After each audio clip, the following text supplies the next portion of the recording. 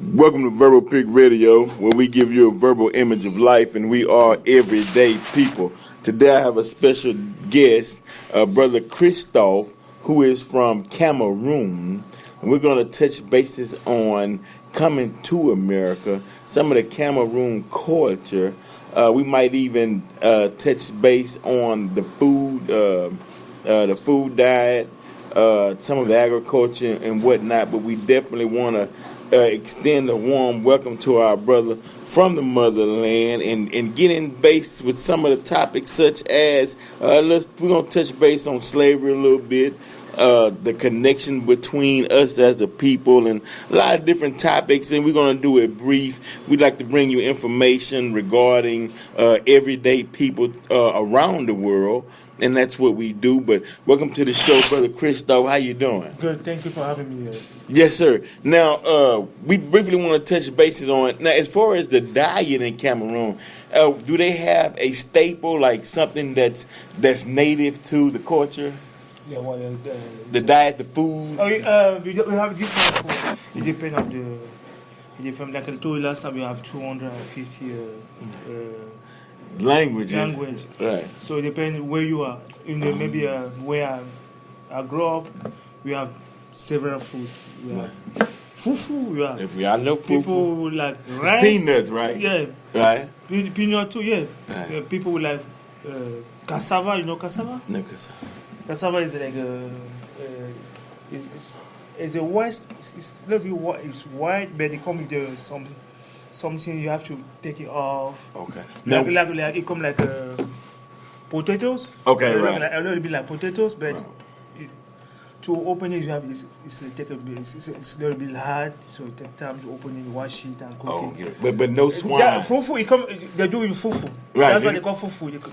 They put in the water and they mash it. And they mash it, and they make that grind. Fufu, Make yeah. the fufu, Yeah. I think everybody Yeah. had on a Good Time episode with eBay, and he had some fufu. That's where we got introduced to that food.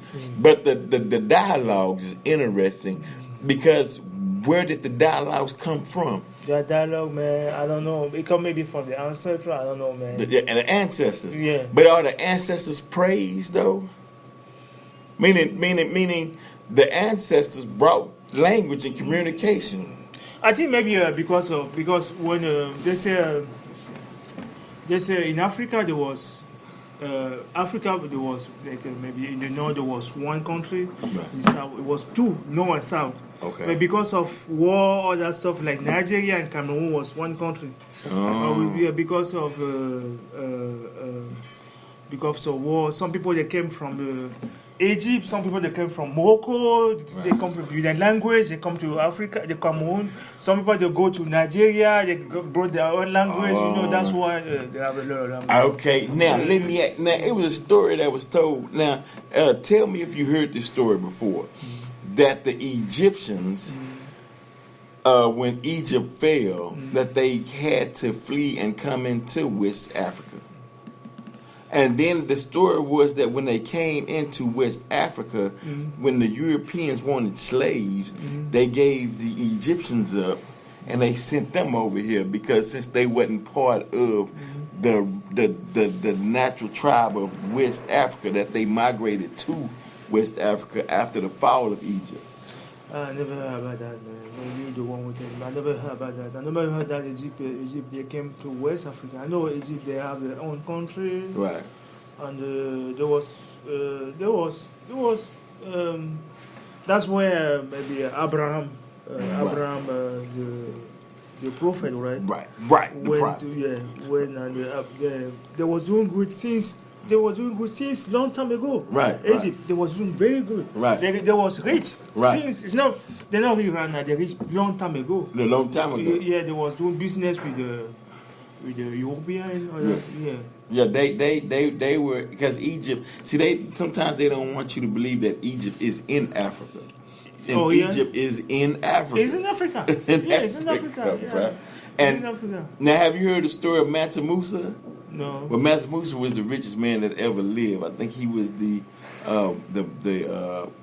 Mali king. Oh, okay. and he traveled. He was the richest man that ever lived, bro.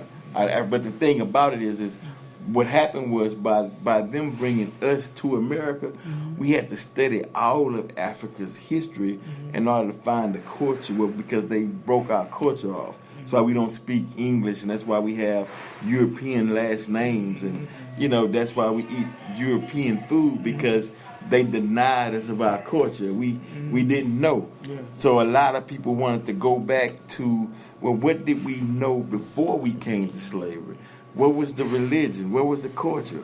What was the language? What did we do? We had no idea. It wasn't passed on.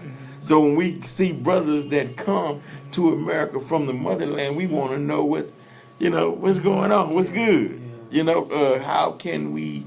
What's the connection? Even though we do know about the old Mexico, but they then show a line where they came from Africa to the North America. But in your history, as far as school, do they teach of ancestors that traveled from Africa to the Americas before Columbus, or they don't teach that? No, they didn't say. I think Columbus to Columbus, because before Africa knew that American exists was through Columbus. Everyone knows that Columbus is the one who discovered America before they start bringing slavery. Right? That's what they taught. And those white people, they moved from Europe to come to England, Europe, and they come to America.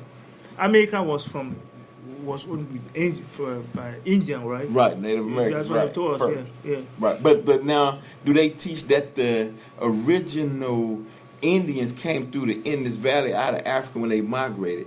Because as the scientists do the research, they found that all life began in Africa. Yeah, that's why they call motherland, right? Right. Because everything comes from Africa. Right. Everything comes from Africa. Even human being, everything was. Right. Africa was the first continent before. Do they teach you all that? Yeah.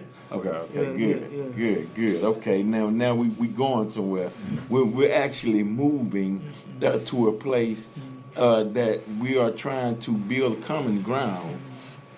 Because now, let me ask you this: I was also told that prior to coming to America, that they tell the Africans who's coming to America to stay away from the African American people.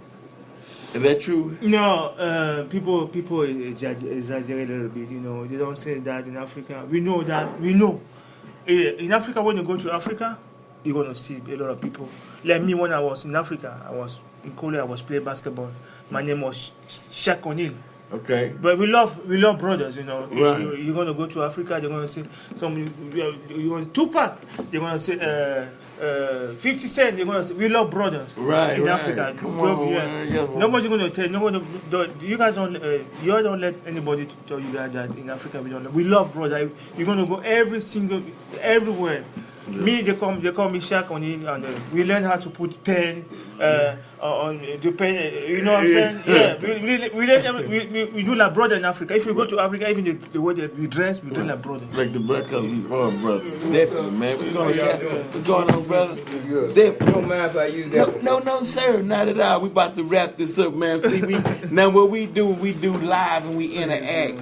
But actually, man, I appreciate it because we do have to have a common ground between the people in Africa and the people that came over here, because we lost that sense of our history, our culture, our religion, and we took on a European way. But we can never be European. No, if you go to Africa, the way the brothers, they like their brothers. They do exactly like brothers here, man. That's right. They like to dress. They dress their brothers. They do like brothers.